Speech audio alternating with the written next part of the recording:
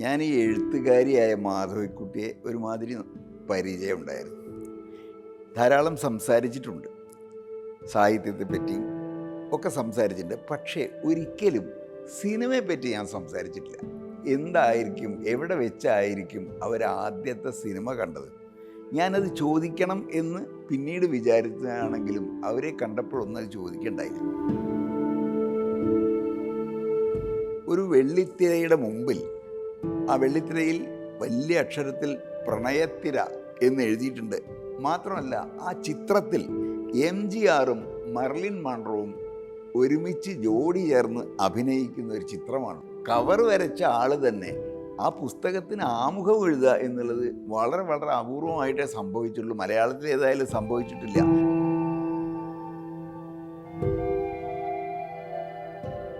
പ്രിയപ്പെട്ട പ്രേക്ഷകരെ, നിങ്ങൾക്ക് ഓരോരുത്തർക്കും മനോരമ ബുക്സിൻ്റെ വായനശാലയിലേക്ക് വളരെ സ്നേഹപൂർവമായ സ്വാഗതം.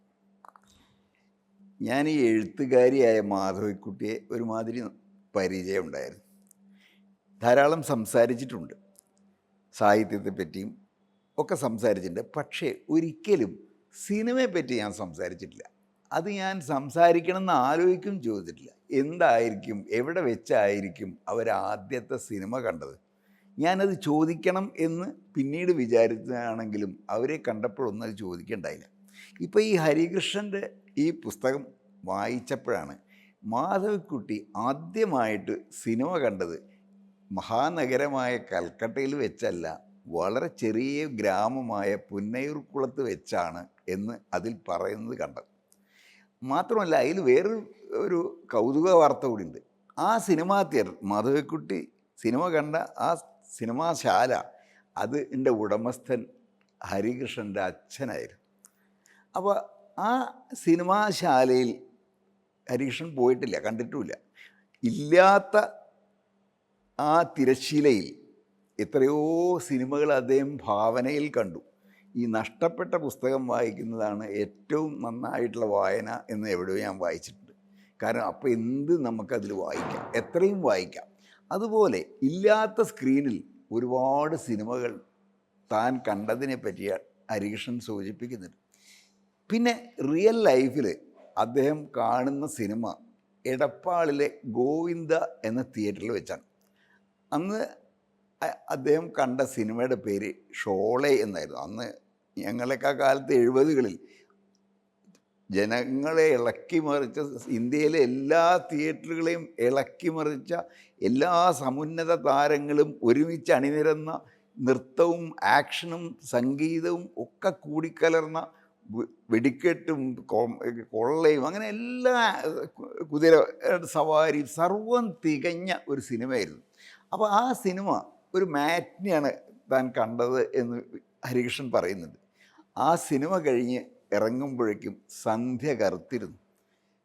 പിന്നെ ആ ഇരുണ്ട സന്ധ്യയിലൂടെ അദ്ദേഹം വീട്ടിലേക്ക് സൈക്കിൾ ഓടിച്ചിട്ട് പോവാണ്. സൈക്കിൾ ഓടിച്ച് പോകുമ്പോൾ അന്ന് മുമ്പ് ഒരിക്കലും ഉണ്ടായിട്ടില്ലാത്ത വിധം സൈക്കിളിൽ നിന്ന് വീണു. ആ വീഴ്ചയെ ഒരു രൂപകാത്മകമായിട്ടെടുത്ത് ഹരികൃഷ്ണൻ പറയാണ്, ഞാൻ സിനിമയിൽ നിന്ന് ജീവിതത്തിലേക്ക് വീണു. മാത്രമല്ല, ഒന്നുകൂടി അദ്ദേഹം പറയുന്നുണ്ട്, ഈ സിനിമ എന്നുള്ളത് ജീവിതത്തിനേക്കാളൊക്കെ എത്രയോ വലിയ ഒന്നാണ്. നമ്മുടെ ചെറിയ കൃഷ്ണമണികൾക്ക് ഒരിക്കലും ഉൾക്കൊള്ളാനാവാത്ത വിധം വിപുലമായ കൺകെട്ടുകളും ഒക്കെ നിറഞ്ഞതാണ് സിനിമ. ആ സിനിമയുടെ അത്ഭുത ലോകത്തിലൂടെ പിറകോട്ട് സഞ്ചരിച്ചും മുന്നോട്ട് സഞ്ചരിച്ചും ഒക്കെ എഴുതിയ 50 സിനിമാ ലേഖനങ്ങളുടെ സമാഹാരമാണ്. ആ പുസ്തകത്തിൻ്റെ പേരാണ് പ്രണയത്തിര, 50 സിനിമകളിലൂടെ ഒരു അനുരാഗയാത്ര എന്ന്. ആ ഷോളെ കണ്ട് ഇറങ്ങിയതിന് ശേഷം പിന്നീട് വർഷങ്ങൾ കഴിഞ്ഞുപോയി. അതിൽ ആ കാലത്തുടനീളം ഹരികൃഷ്ണൻ എത്രയോ സിനിമ കാണുന്നുണ്ട്. മാസ്റ്റേഴ്സിൻ്റെ മുഴുവൻ സിനിമകളും കാണുന്നുണ്ട്. ഫ്രാൻസിസ് കപ്പോള, അതുപോലെ സ്റ്റീഫൻ സ്പീൽബർഗ്, ഇങ്ങനെ മാസ്റ്റേഴ്സിൻ്റെ മുഴുവൻ സിനിമകൾ കാണുന്നുണ്ട്. ആ സിനിമകളൊക്കെ കാണുമ്പോൾ അദ്ദേഹം പ്രേക്ഷകൻ മാത്രമായിരുന്നു. ഇനി പ്രേക്ഷകനല്ലാതെ അദ്ദേഹം സിനിമ കാണുന്നത് എങ്ങനെയാണ്? അദ്ദേഹം തന്നെ തിരക്കഥ എഴുതാണ്. ആ സിനിമയുടെ പേര് കുട്ടിസ്രാങ്ക് എന്നായിരുന്നു. അദ്ദേഹം കുട്ടിസ്രാങ്ക് സിനിമയുടെ തിരക്കഥ എഴുതുക മാത്രമല്ല, അതിന് മികച്ച തിരക്കഥയ്ക്കുള്ള നാഷണൽ അവാർഡ് പ്രസിഡൻറ്റിൻ്റെ മെഡൽ നേടുകയും കൂടി ചെയ്തു. അപ്പോൾ അങ്ങനെ വരുമ്പോൾ ഇത് പ്രേക്ഷകൻ കാണുന്ന സിനിമയുടെയും ഒപ്പം തന്നെ അദ്ദേഹം നിർമ്മിക്കുന്ന സിനിമകളുടെയും ഒക്കെ ഒരു കഥ കൂടിയാവുന്നുണ്ട്. അത് പിന്നെ കുട്ടിസ്രാങ്കിന് ശേഷം ഒടിയൻ എന്നുള്ള സിനിമയ്ക്ക് അദ്ദേഹം തിരക്കഥ എഴുതുകയുണ്ടായി. പിന്നെ ഒരു സിനിമാ പ്രവർത്തകൻ്റെ കൂടി ആത്മകഥ അതിലേക്ക് ലയിച്ചു ചേരുകയാണ്. ഇങ്ങനെ സിനിമാ കാണിയുടെയും സിനിമാ പ്രവർത്തകൻ്റെയുമായ രണ്ട് ആത്മകഥകൾ ഇതിൽ ലയിച്ചു ചേർന്നുണ്ട്. അതാണ് ഈ പുസ്തകത്തിൻ്റെ പ്രത്യേകത. ഈ സിനിമകളൊക്കെ ഹരികൃഷ്ണൻ കാണുന്നത് വെറും സിനിമയായിട്ടല്ല, നേരെ മറിച്ച് അതുപോലെ ഒരു ലോജിക്കലായ കഥയായിട്ടല്ല. ഇത് ലോജിക്കിനെയും ഒക്കെ വെല്ലുന്ന, മറികടക്കുന്ന ഉന്മാദത്തിൻ്റെയും ആസക്തിയുടെയും ചിത്രീകരണങ്ങളായിട്ടാണ് കാണുന്നത്. അപ്പോൾ അതിൻ്റെ ഒരു ഊർജമാണ് ഇതിൽ ഉടനീളം നമ്മൾ കാണുന്നതും ഫീൽ ചെയ്യുന്നതും. അപ്പോൾ അതിൻ്റെ സമാന്തരമായിട്ട് വേറൊരു കഥ അദ്ദേഹം പറയുന്നുണ്ട്. സിനിമാ പാരഡൈസോ എന്ന ഒരു ഫിലിമിൻ്റെ കഥയാണ്. അത് ഇറ്റലിയിൽ സിസിലി എന്നൊരു രാജ്യമുണ്ട്. അത് ഇറ്റലിയുടെ വൻകരയ്ക്ക് ഒരു മുറിഞ്ഞ്, ഇപ്പോൾ ഇന്ത്യയും ശ്രീലങ്കയും പോലെ ഒരു കുറച്ച് കടലെടുക്കൊണ്ട് കൂടി മുറിഞ്ഞ് കിടക്കുന്ന ഒരു ദ്വീപാണ്. ഈ വൻ മാഫിയ സംഘങ്ങളൊക്കെ സിസിലിയിൽ നിന്നാണ് പുറപ്പെട്ടത്. അപ്പോൾ ആ സിസിലിയിൽ സാൽവഡോർ എന്നൊരാൾ അവിടേക്ക് തിരിച്ചു വരികയാണ്. അയാളുടെ ബാല്യം അവിടെയാണ് കഴിഞ്ഞിട്ടുള്ളത്. അപ്പോൾ അവിടുത്തെ ഒരു സിനിമാശാലയുടെ പേരായിരുന്നു ഈ സിനിമാ പാരഡൈസോ എന്ന്. അപ്പോൾ ആ സിനിമാ പാരഡൈസോവിൻ്റെ ആത്മകഥയാണ് ഇദ്ദേഹം പറയുന്നത്. മാത്രമല്ല അതിലെ പ്രൊജക്ഷനിസ്റ്റിൻ്റെ കഥയും കൂടിയാണ്. അപ്പോൾ ആ പ്രൊജക്ഷനിസ്റ്റിൻ്റെയും ആ സിനിമാശാലയുടെയും കഥ പറഞ്ഞ് അയാൾ പിന്നോട്ട് ആത്മകഥയിലൂടെ നടക്കുകയാണ്, ഒരു പിൻയാത്ര. എന്നിട്ട് അവിടെ എത്തുമ്പോഴോ, അതൊക്കെ അയാളുടെ ഓർമ്മയിലാണ്, അവിടെ എത്തുമ്പോഴോ അന്ന് അദ്ദേഹം കണ്ട ഒരു സിനിമാശാലയും ഒരു തരത്തിലുള്ള അവശേഷിപ്പുകളും ഒന്നുമില്ലാത്ത വെറും നിശൂന്യമായ വർത്തമാന കാലമാണ് മുമ്പിൽ കിടക്കുന്നത്. അപ്പോൾ അങ്ങനെ ഒരു സ്വപ്ന നഷ്ടമാണ് ആ പാരഡൈസ് എന്നുള്ളതിൽ തന്നെ സ്വർഗം എന്നുണ്ട്, സ്വർഗനഷ്ടമുണ്ട്. അങ്ങനെ ഒരു കഥയാണ് ഇതിൻ്റെ ഒരു മൂലാധാരം, ഒരു സിനിമാശാലയുടെ ആത്മകഥ. അപ്പോൾ നമ്മൾ ആദ്യം പറഞ്ഞതും ഹരികൃഷ്ണൻ്റെ അച്ഛൻ നടത്തിയിരുന്ന ഒരു സിനിമാശാലയുടെ ആത്മകഥയിൽ നിന്നോ കഥയിൽ നിന്നോ ആണല്ലോ തുടങ്ങിയത്. അതുപോലെ ഈ സിനിമയുടെ ഒരു ആത്മകഥയിൽ നിന്നാണ് ഹരികൃഷ്ണൻ ഈ പുസ്തകത്തിൻ്റെ തലക്കെട്ടും അതുപോലെ അതിൻ്റെ കവർ ചിത്രവും ഒക്കെ നിർമ്മിച്ചെടുക്കുന്നത്. ഈ പുസ്തകത്തിൻ്റെ അസാധാരണ ഭംഗിയുള്ള ആ മുഖചിത്രം നിങ്ങളൊന്ന് ശ്രദ്ധിക്കണം. അതിൽ ഒരു വെള്ളിത്തിരയുടെ മുമ്പിൽ, ആ വെള്ളിത്തിരയിൽ വലിയ അക്ഷരത്തിൽ പ്രണയത്തിര എന്ന് എഴുതിയിട്ടുണ്ട്. മാത്രമല്ല ആ ചിത്രത്തിൽ MGRും മർലിൻ മൺറോവും ഒരുമിച്ച് ജോഡി ചേർന്ന് അഭിനയിക്കുന്ന ഒരു ചിത്രമാണുള്ളത്. ഒരു കാലത്തും അങ്ങനെ സംഭവിക്കാനിടയില്ല. സ്വപ്നത്തിലോ നമ്മുടെ ഉന്മാദ രംഗങ്ങളിലോ മാത്രമേ ഈ രണ്ട് പേര് ചേർന്നുള്ളൊരു കോമ്പിനേഷൻ സീൻ പറ്റുള്ളൂ. അങ്ങനെ മാറി മറിയുന്ന സ്ഥലകാലങ്ങളും വ്യക്തികളും മാറി മാറി ഒരു കുഴമ്പ് രൂപത്തിൽ, ദ്രവരൂപത്തിലായിട്ട് നിൽക്കുന്ന ഒരു ദൃശ്യമാണ്, മായിക ദൃശ്യമാണ്. അത് വരച്ചത് അല്ലെങ്കിൽ ഡിസൈൻ ചെയ്തത് സൈനുൽ ആബിദ് എന്ന് പറയുന്ന കലാകാരനാണ്.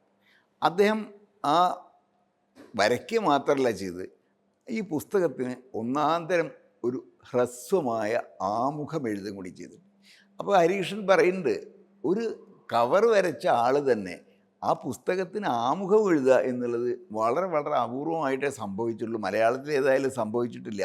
ആകെ അങ്ങനെ കവർ വരച്ചേർന്ന ഒരാൾ CJ തോമസും എഴുത്തുകാരനും ആയിരുന്നു. അദ്ദേഹം വരച്ച മുഖചിത്രം ആയി വരച്ച പുസ്തകത്തിന് ആമുഖം എഴുതിയിട്ടില്ല. അപ്പോൾ അത് ഈ സൈനുൽ ആബിദിൻ്റെ ഈ വരയും ഈ ചിത്രവും അതിൻ്റെ ഡിസൈനും ഒക്കെ വളരെ ഒരു അപൂർവതയാണ് എന്ന് തന്നെ പറയാം.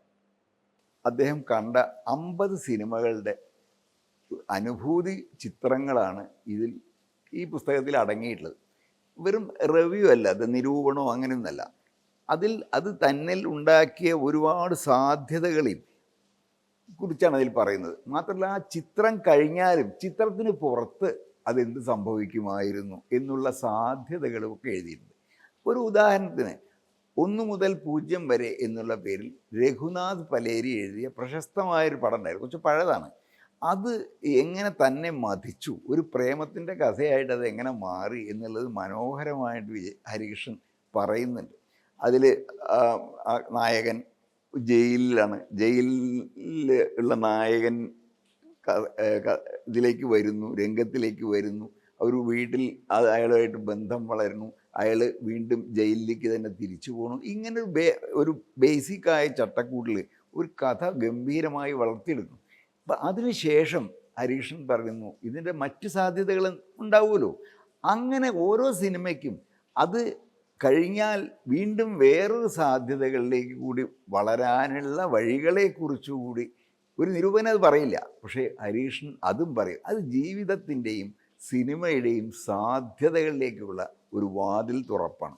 അങ്ങനെ കൂടി ഒരു പോസ്റ്റ് സ്ക്രിപ്റ്റല്ല, സ്ക്രിപ്റ്റിനും ശേഷം ഉണ്ടാകുന്ന പോസ്റ്റ് സ്ക്രിപ്റ്റ് കൂടി അടങ്ങിയതാണ് ഇദ്ദേഹത്തിൻ്റെ ഈ സിനിമാ കഥകളോ സിനിമാ അനുഭവങ്ങളോ സിനിമാ പ്രതീതി നിരൂപണങ്ങളോ ഒക്കെ ആയിട്ടുള്ള ഈ പുസ്തകം. വളരെ മനോഹരമായി വായിക്കാവുന്നതും വളരെ എന്താ പറയണ്ടേ, ആലോചിച്ചും ആസ്വദിച്ചും വായിക്കാവുന്നതും ആയ പുസ്തകമാണിത്. മനോരമ ഇറക്കിയ വളരെ നല്ലൊരു പുസ്തകം എന്ന് നിസ്സംശയം വിശേഷിപ്പിക്കാം.